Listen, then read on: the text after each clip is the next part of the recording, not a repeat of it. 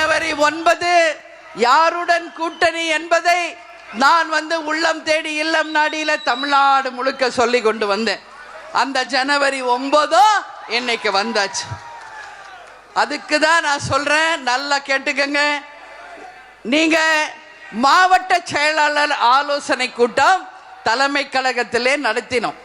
அவர்கள் அத்தனை பேரும் தங்கள் கருத்துக்களை ஒளிவு மறைவு இல்லாமல் நாம் யாருடன் கூட்டணி வைக்க வேண்டும் என்பதை அவர்களுடைய கருத்தோட உங்களுடைய ஆலோசனையாக வழங்கி இருக்கிறார்கள். அந்த கருத்து அது எல்லாமே நான் பார்த்துட்டேன்.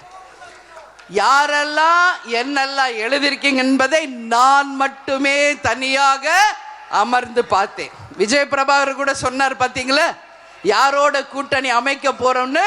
உங்களை மாதிரி நானும் வெயிட் பண்ணிக்கிட்டு இருக்கேன்.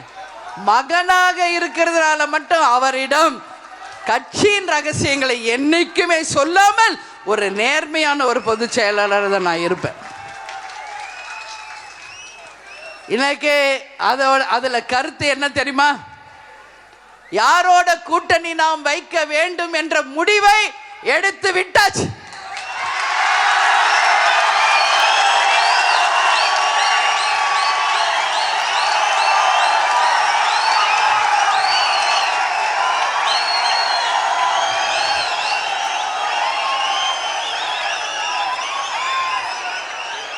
ஆனால் அதை இந்த மாநாட்டில் அறிவிக்க வேண்டுமா என்பதுதான் கேள்வி. அது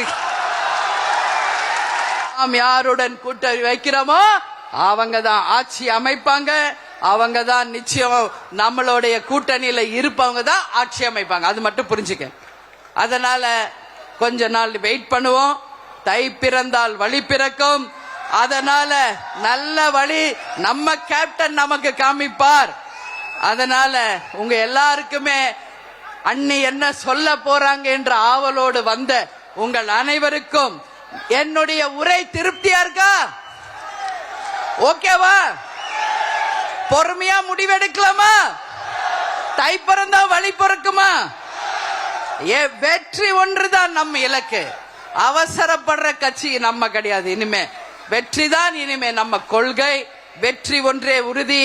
ஆனா யாருடன் கூட்டணி அமைக்க வேண்டும் என்பதை கேப்டன் எனக்கும் மாவட்ட செயலாளர் எனக்கு காமிச்சிட்டாங்க.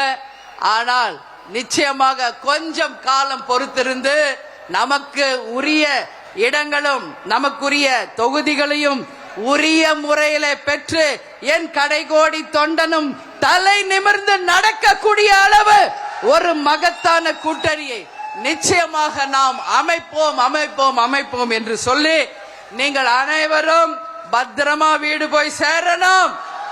கேப்டன் சொல்ற மாதிரி சொல்றேன், பத்திரமா வீடு போய் சேரணும். வரும் சட்டமன்ற தேர்தலில் தேமுதிக யாருடன் கூட்டணி என முடிவெடுக்கப்பட்டு விட்டதாக பிரேமலதா தெரிவித்த காட்சிகளை பார்த்தோம்.